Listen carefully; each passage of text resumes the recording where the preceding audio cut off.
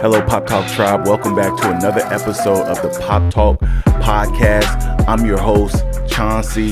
The PopTalk Podcast exists solely to eradicate fatherlessness. Our whole mission, our whole goal is to sharpen, salute, and encourage dads to do what? To show up most for those who matter most, right? Our children, our families, our loved ones, right?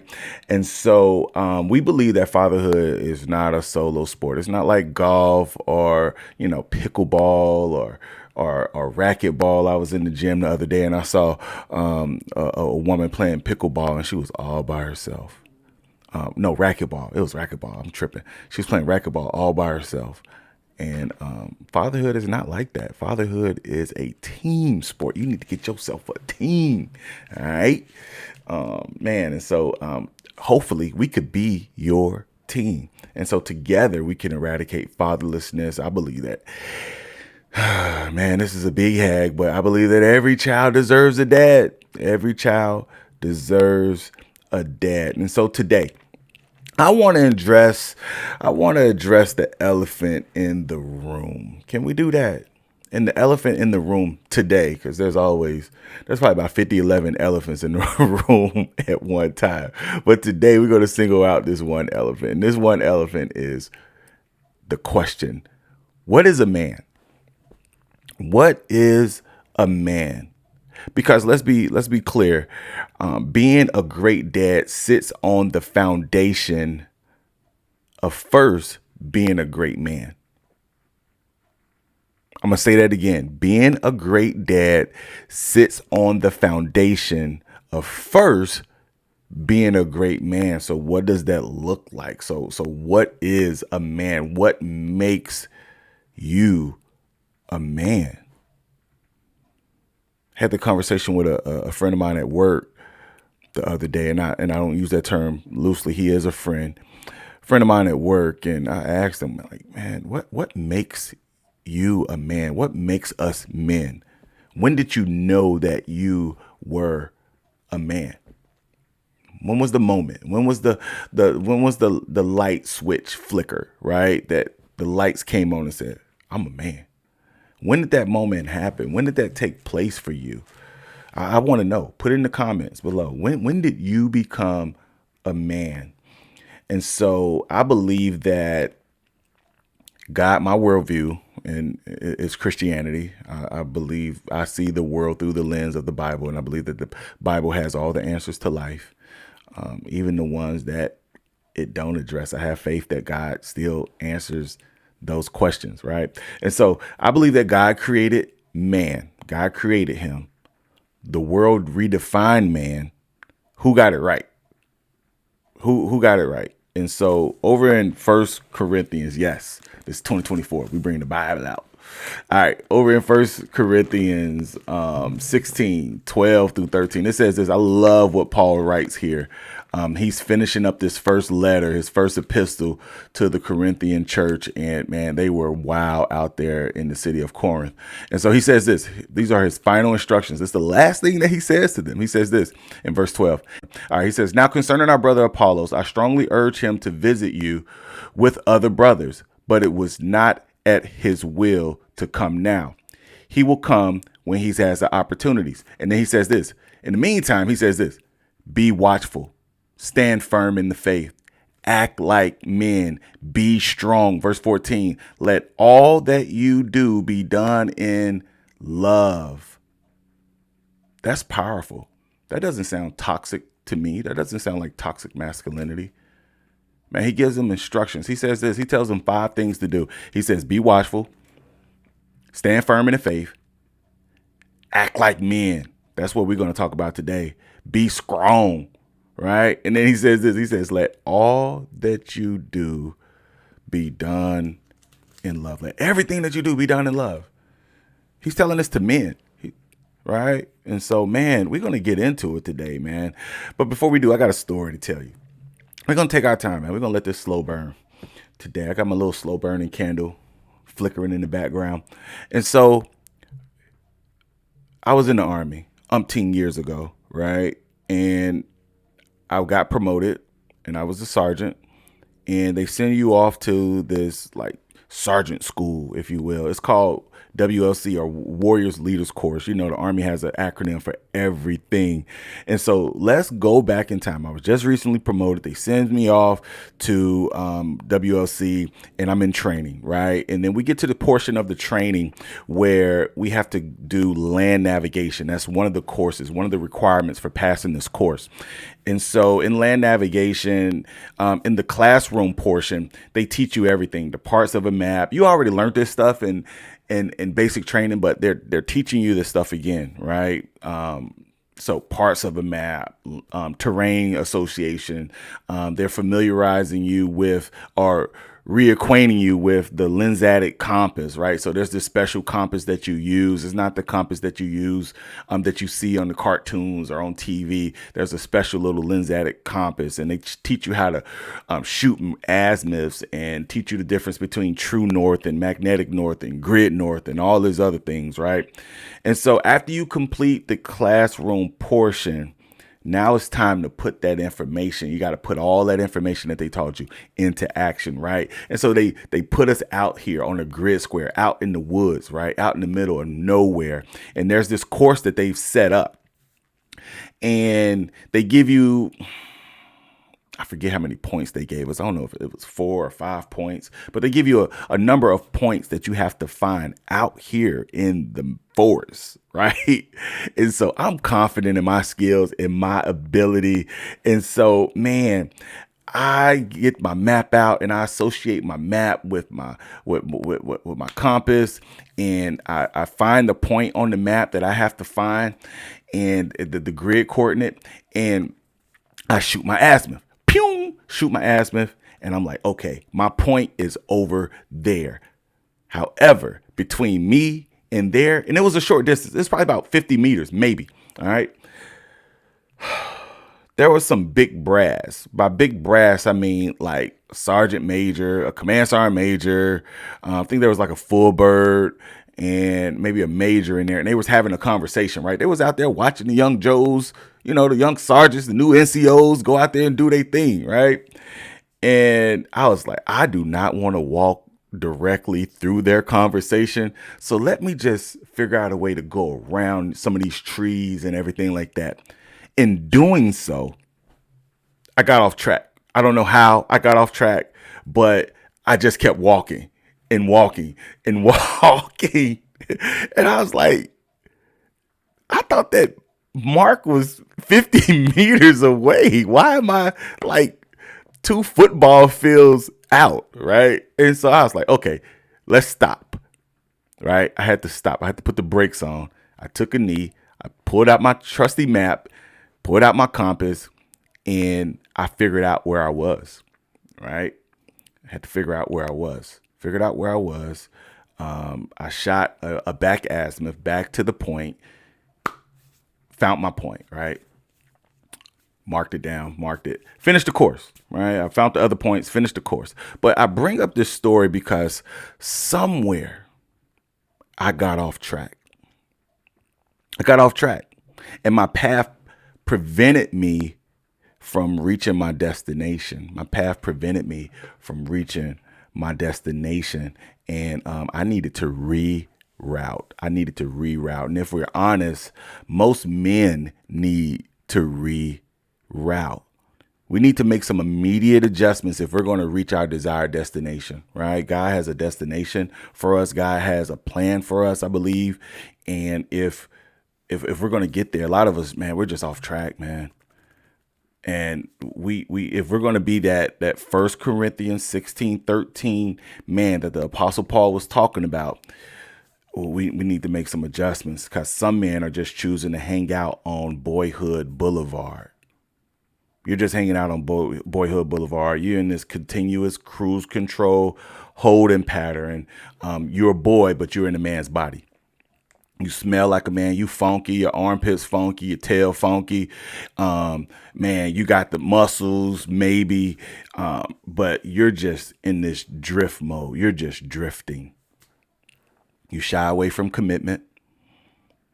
play video games without restraint. You hang out all the time instead of pressing into your calling, instead of pressing into your dreams. Your dreams are up on the shelf, collecting dust. No responsibility, no accountability. It's time to reroute. Or maybe that's not you. You're saying, Chauncey, man, I got me a job. I got me a career. Some men are choosing to hang out in career court. I said it. And careers are important, right? They're important. Don't get me wrong. And work is a part of God's design for our lives. However, there's more to life than work. There's more to life than work. And men, we get this adrenaline rush from a job well done, right? We get this dopamine blast from workplace accomplishment. And men, we are performers. Just by nature, we thrive in the workplace, right? That's one of the first things first assignments that God gave man in the garden. We thrive in the workplace. We work long hours. We take on additional responsibilities. We go above and beyond, often at the expense of our families, often at the expense of our personal lives and our health. Right? And so I believe that it's time to reroute, because career court is not going to cut it. Man, y'all see what I did there? All those C's. Boop, boop, boop, boop. Told you I was a rapper, man. I'm an Asian rapper. For real, I'm old. Or maybe you're saying, Chauncey, listen, man, you got it all wrong. I'm not in Boyhood Boulevard. I'm not hanging out in career court, right? I'm not dripping. I'm not cruising down career court. I did it again, y'all. Some men are choosing to hang out in Appetite Avenue. Ugh. Appetite Avenue. What does Appetite Avenue look like? What do houses on that street look like, right? Appetites are these inner desires that we all possess, right? And when we properly harness our appetites, they can actually help us grow and help us develop. But when they're like some of these appetites are like, say appetites, you got appetites for food, right? Naturally, okay. You got a food appetite. You have an appetite for success. Some of us have appetites, a huge appetite for sex and love, and so on and so forth. And so, but when these appetites go unharnessed or unchecked, right, they can cause some considerable damage in our lives. They can cause some serious damage in our lives. And I've seen it happen in my life, right? I've seen it happen in my life. And it all came from my appetites for sex, my appetites for another woman, being intimate with another woman went unchecked. And I'm not saying, when I was a non-believer, this happened during my Christian journey, and I almost lost my family as a result of this. And so when a man is speeding down Appetite Ave, listen, you're headed for disaster. You are headed for disaster. It is time to reroute. It is time to reroute. How can man reroute to make a deep impact in the lives of our children, in the lives of our wives, in the lives of our loved ones? That's the question that we're going to try to unpack in this episode. But before I do, I like to ask some questions. All right, I got a few questions here written down in my notes. What does it mean to be a man? When does a boy become a man? When does a boy become a man? When we need a clear and compelling definition for manhood, right? We need a clear, because there's so many competing definitions out there. There's so many, like I said, the world has redefined what it means to be a man.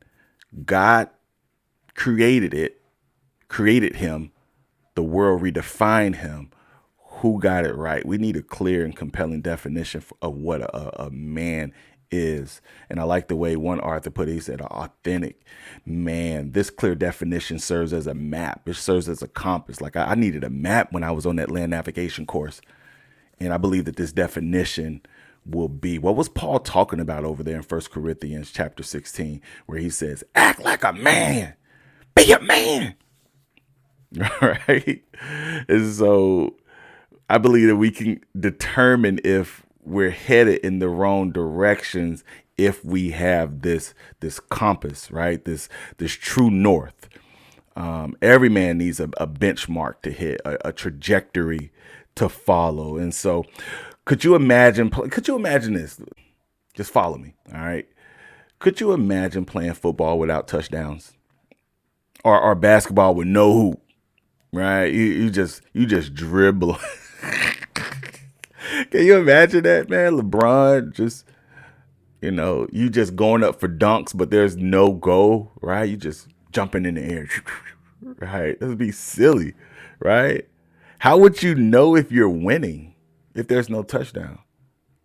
If there's no goal, right? The scoreboard just full of zeros. How would you know if you're winning if there's no goal? And so I want to offer you a vision of manhood that you can pursue from this day forward.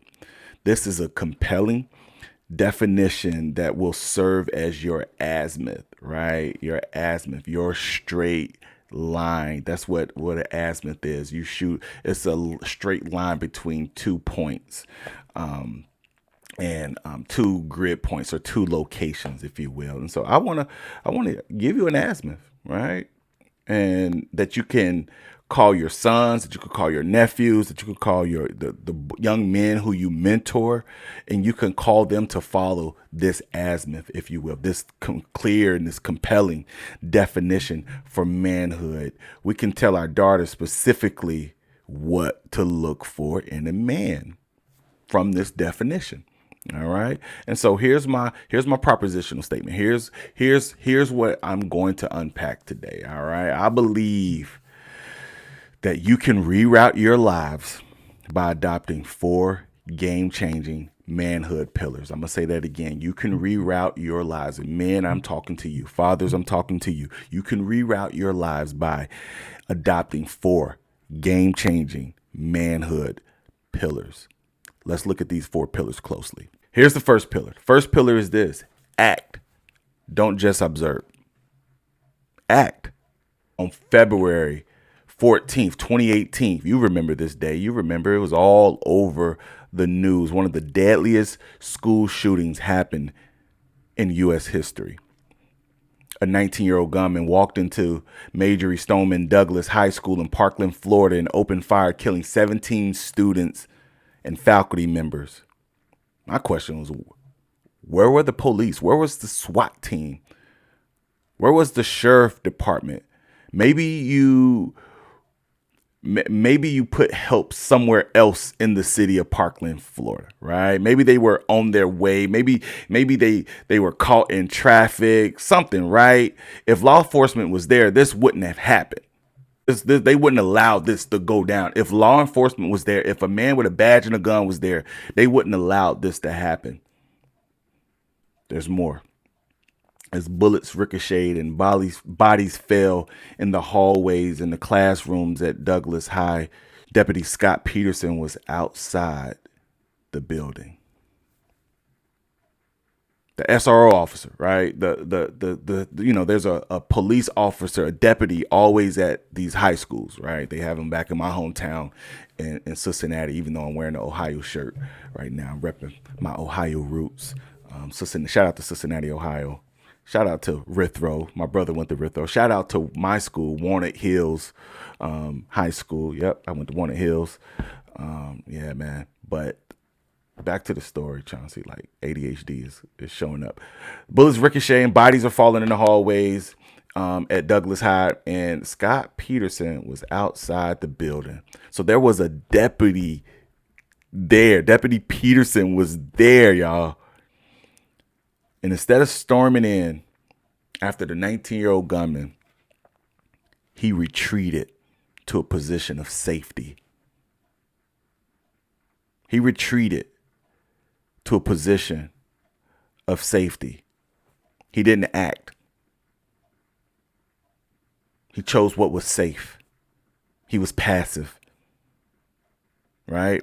And so Scott Peterson, instead, he remained outside of the building for, get this, y'all, 4 minutes. 4 minutes. 4 minutes. What happened with Scott? Scott went flat.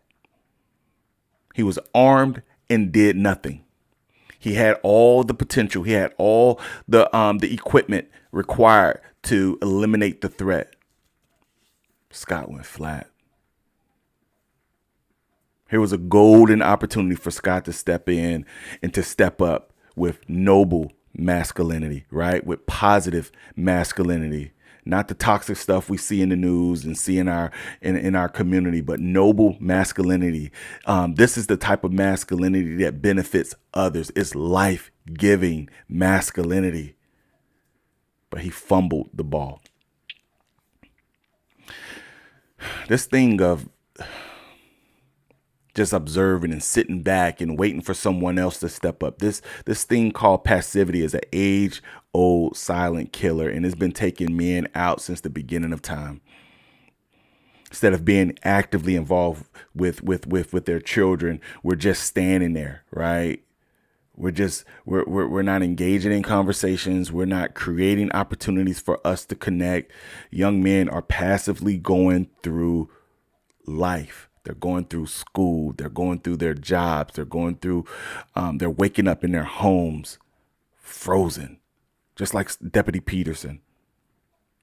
There's injustice going on in the world. There's poverty and hunger going on in the world. And what are we doing? We're just standing there. We're in the bleachers observing the game when we need to be in the game. We're just standing there doing nothing. Why is it that men can tenaciously and ferociously attack things that really don't matter, but are just standing there when it comes to the things that matter most? Right? Why is that? It's time to reroute. It's time to reroute.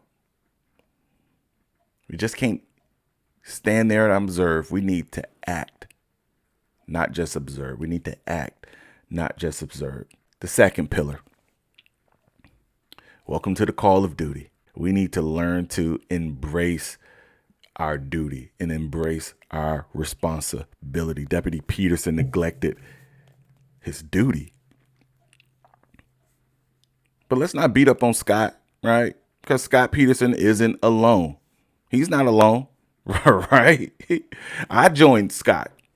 Yeah. And a lot of you who are listening to this and watching this, you joined Scott, right? Scott has company. Let's be clear. Scott got some company. You see, there's a massacre that's happening every day in America, and it doesn't get the same amount of press that the Douglas school shooting received. However, it's just as deadly. The massacre that I'm referring to is the fatherlessness epidemic, right? The stats are out there, and the stats are staggering. There's nearly 20 million children who are going to go to bed tonight in a father absent home. We're talking about men neglecting their duties. Fathers neglecting their duty. And the stats are out there. You could look them up. You could Google them. You know what? You're more likely to be a teen parent. You're more likely to drop out of high school. You're more likely to do drugs. You're more likely to be incarcerated as a youth. Your grades are more likely to drop and fall. You're more likely to be an adult living in poverty. I mean, it's through the roof. The chances, I think 80% of teen suicides happen in father absent homes. The statistics are out there. And it's a massacre that's happening every day. And it's not receiving any press. The responsibilities of a father are clear. Fathers, like Deputy Peterson, have a great responsibility in raising our sons, in raising our daughters. And not just our biological children. But we have a mandate in raising. I live in Virginia right now, in raising the sons of Virginia. You may live in the great state of Ohio, raising our sons and daughters in Ohio, the sons of California, the sons of Florida, the sons of Italy, if you listen over in Italy, the sons of UK, the sons of Australia. This is our mandate. This is our responsibility. This is our duty. A lot of us are playing the call of duty, but rejecting the call of duty. The real call of duty for men is to step up and embrace the hard things. I know you want to give up. I know you want to, you don't think that you have what it takes, but I'm telling you, Chauncey Julius is telling you right now through the Pop Talk podcast that you listen, you have what it takes, Dad, to do hard things. You have it in you. Put it out there for the world, right? Speak it into your children.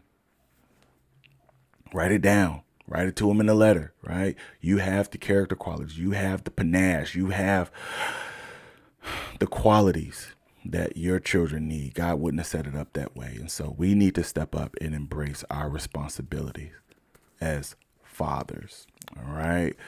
Third manhood pillar. And so what do we got here? We got act. Just don't observe. That's the first manhood pillar. The second manhood pillar is welcome the call of duty, right? Don't reject it. Welcome them responsibilities. Welcome the duties that come along with being a dad, with being a man, right? Don't reject them. I see so many men just ducking responsibility, not wanting to do that, and coming up with all the excuses in the world why they don't want to accept responsibility. But listen, we were hardwired for, as men, for responsibility. The third manhood pillar, govern with guts. Govern with guts. I'm going to just put this out there, man. My pastor may get mad at me or something, but it takes balls to lead. It takes guts. What my drill sergeant in basic training called intestinal fortitude. The Army calls it hua. You got to govern with guts. Right? What do I mean when I say govern? I really mean to lead, right? And so if we define leadership, leading is influence at the end of the day, right? Taking your influence and benefiting others with your influence, serving others with your influence. Now that we established that definition, what does leading and how do we lead, right? What does leading look like organically? How do we lead? We lead with courage. We lead with guts. We influence others and serve others with guts, right? And I just love that word. And my definition for courage is executing in the face of fear. Executing in the face of fear. After I finished my AIT in the Army, my friends convinced me, and they convinced me to go to airborne school and jump out of planes. And so I did that. Fort Benning, Georgia. We drove from Fort Sill, Oklahoma, across the country to Fort Sill. From Fort Sill to, Fort Benning, Georgia, right? And so we drove to Fort Benning, Georgia. This is in 2002, February 2002. All right. So over 20 something years ago, we went, did that. I was hua. Man, we went through ground week and we learned how to fall, right? We did our PLFs and then we graduate to tower week 2. And we're running in between all of this, right? We're running, puking our guts out. We're in the hub of HUA, right? Fort Benning, Georgia, let's be clear, is the hub of HUA. It's the hub of doing hard things, right? Man, sheesh. I saw Marine recons running with 100-pound rucks up their back, up Cardiac Hill. So you know I've been there, right? Cardiac Hill, right down there by the flight, by the that little airport down at the beginning, the flight pad, and then you run up Cardiac Hill. And these guys are sprinting and they're wearing boots. I was wearing sneakers. Man, Cardiac Hill. I left my heart on Cardiac Hill. But man, we're running. We're doing tower. We did the tower where they're throwing us out the tower. And we're practicing our exit, right? And we're learning how to cover up our reserve and keep our knees and ankles together and look at the horizon, the whole nine, right? And let the ground be a surprise, and then do our PLF. And then came jump week, the third week. I made it to jump week. We started out with hundreds and hundreds and hundreds of hopeful airborne students, but then we only finished with not so many. I think we had probably about roughly 100 ladies, females, and we finished with like I think about 5. That's how gruesome this school was. And so, man, and it was a crazy school. But we came to week 3, jump week, and it was time to actually put what we learned into practice. And so I'm on the plane. I'm nervous. I'm thinking, my mom didn't raise me to jump out no planes, but she did though, right? And so I was like, my mom raised me better than this. But there I was on the plane, and there was only one way off of that plane, and it wasn't landing with the plane. It was having a strong exit out that rear door of that C-130. And then I think we flew out of a C-17 as well. I think we jumped, one of the jumps was out of C-17. It was like, shoo, shoo. C-17 is crazy when you're jumping out of it because you're moving and grooving. C-130, you come out, you got your little exit and everything, but a C-17 sucks you out, right? Out of the plane. And so, man, I exit, and I was so nervous. But one of the things they tell you to do is just trust your training. Trust your training. And so, man, I had to lead with guts. I had to govern with guts. I had to lead myself, right? I had to lead myself. I had to execute in the face of fear. It doesn't mean that you're not afraid, but you do it afraid, right? Leading courageously looks like providing direction, right? Giving direction. I had to give myself some direction, right?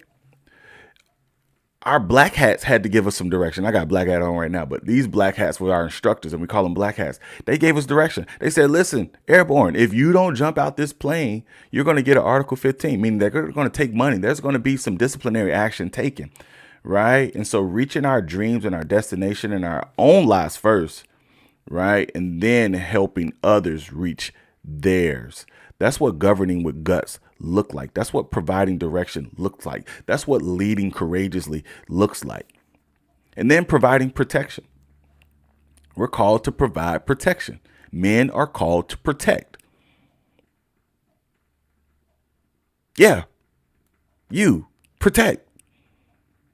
Physically and in intangible ways. Dr. Martin Luther King, he put it like this. He says, a man who leads courageously looks like this. He says, the ultimate measure of a man is not where he stands in the moments of comfort and convenience, but where he stands in times of challenge, controversy. Where do you stand in times of challenge? Where do you stand? Do you act like that Homer Simpson meme where he just fades away into the bushes, right? Do you hide? Do you look for cover? Are you silent? Where do you stand in times of controversy? Do you speak up, speak out? Or do you go with the status quo?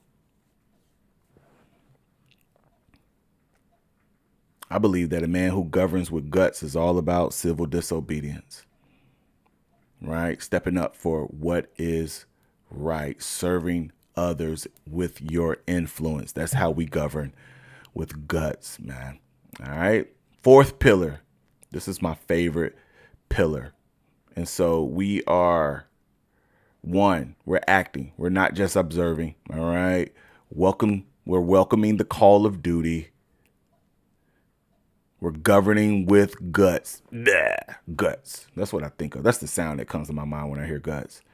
The 4th and last pillar of manhood. Focus on timeless endeavors. Focusing on timeless endeavors, right? A lot of us are caught up in endeavors that, listen, they don't matter. we need to throw ourselves in the direction of a cause that's bigger than us, that was around before we was here, and that's going to be around after we are here. We're focusing on timeless endeavors. And if we were to make a list, I would make a list that looks like this. Where we invest in character, where we invest in the relationships, where we invest in love, grace, right? What would that look like?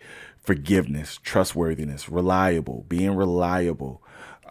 Man, these are things that we need to focus on. These are timeless endeavors, focusing in and leaning in on character. I think another area where we can focus in is finding a cause, right? A cause that's bigger than us. And I'm thinking about like poverty, eradicating poverty, helping the homeless, because the Bible says that the poor will always be among us, right? And so there's always going to be someone who is in need, helping them, ridding the world of hunger. These are huge causes. Maybe like me, my cause is fatherlessness, right? I just, it just gets under my skins, right? It's like Dirty Fingernails and Janet Jackson, Tupac in the postal van driving. She's like, "You got dirty nails." Well, the dirty nails for Chauncey is fatherlessness, right? And so we need to throw ourselves in that direction. We need to throw ourselves in the direction of a cause that's going to scare our socks off, but we believe that we are called to play a role in attacking the problem, right? In ridding the world of that problem, right? For you, it may be education, right? Or for another, it may be financial security and educating the world on their finances and how they could be better stewards of their finances. With another, it may be the gospel, right? You just have this burning passion to spread the gospel and share the gospel throughout the world, right? And be a missionary and delay gratification and fly to these countries that where the gospel isn't present. Or like my I have this dream, right? There's this dream where I want to use my skills of that I learned in airborne school and parachute from a plane at night into China or into North Korea and smuggle Bibles, right? Is anybody with me? I just want to jump out of planes and smuggle Bibles into countries where they're illegal. Because the Bible is a book that is banned in over 42 countries, I believe. And so how cool would that be? Are you with me? Like, I'd be strapped up with my AR-15. I probably have a Glock 17 on my thigh, right? And a little Rambo knife sheathed to my other thigh. And that would be cool. That would be cool. Who's with me? Anybody with me? Man, text me or email me at info@famshepherds.com, and maybe we could parachute into North Korea, smuggle some Bibles. I'm gonna smuggle the ESV version. What version are you smuggling in? I'm a fan of the ESV version, so man, that would be cool. But I say all that to say this: if you're still listening, man, God bless your heart. Focus on timeless endeavors, right? Invest eternally, and give your life to a cause that is bigger than you, that will be around after you're gone, and where you can have a hand and play a role in the history of the world in eradicating that problem. That's major. Because what it does is it helps you to see life beyond the tip of your nose. Life is more than just about you and your little ambitions and your little $10,000 that you're trying to save up and your baby steps that you're trying to work through and whatever job you is bigger than you. And Martin Luther King said it best, like, man, the measure of a man is how well you serve others. And I'm paraphrasing. How well are you serving others? Anybody can serve themselves, but how well are you serving others? That's what I want to know. I don't know. Shoulder shrug. All right. And so I'm just saying, as we wrap up these pillars, invest in something of eternal value. Focus on what's timeless. All right. I want to go back to the Scott Peterson story because there's a happy ending to this story. Deputy Peterson, who was fired, he was fired, y'all, for his response during the 2018 Parkland shooting. He will be reinstated. I think he's already been reinstated back with back pay. And so he's going to be reinstated with back pay and retain his seniority. I'm really excited about this story because this story gives hope. This story gives hope to those individuals out there that, man, we can be given second chances, right? As long as there's breath in your body, listen to me, as long as there's breath in your lungs, it's never too late to reroute. It's never too late to reroute. No matter where you have made a wrong turn, all right, you may have made a wrong turn somewhere in life, right? And we've all made wrong turns. Now is the opportunity to make a course correction. We can reroute the direction that we're going in, but we have to be willing, because I believe that our God isn't some great robber or oppressor where he makes us do things. He wants us to turn our hearts back to him. The Bible says, humble yourself. You don't want God to humble you. You don't want God to humble you. All right. And so the fact that you're still sitting here listening to this podcast reveals that you are steering down the right path of manhood. You desire a community. You don't want to go at this thing alone. And we are here for you. Listen, if you're not dead, you're not done. Let's reroute together. This is your boy Chauncey, and this has been another episode of the PopTalk podcast. We're so glad that you've joined us. I hope that you walk away from this podcast, from this episode, having been challenged. Hope this challenged you. I hope it convicted you. I hope it stirred up the intestinal fortitude. I hope it stirred up your hope. I hope it stirred up your conviction. I hope it stirred up your dreams, right? Your passions. And I hope you go out there and go after it. All right. If you're not there, you're not done. All right. I want to also ask you to follow us on Pop_Talk Podcast on IG. We're also on TikTok, man. I'm trying my hand at TikTok. And so check us out on TikTok. It's the same deal. PopTalk Podcast. Check us out. You'll see our logo, the blue and gold logo, the PopTalk on there. All right. We want to connect with you. We want you to join our community, right? Because fatherhood is not a solo sport. It's a team sport. And you can do it, but don't do it alone. I'm out. Peace. Pew.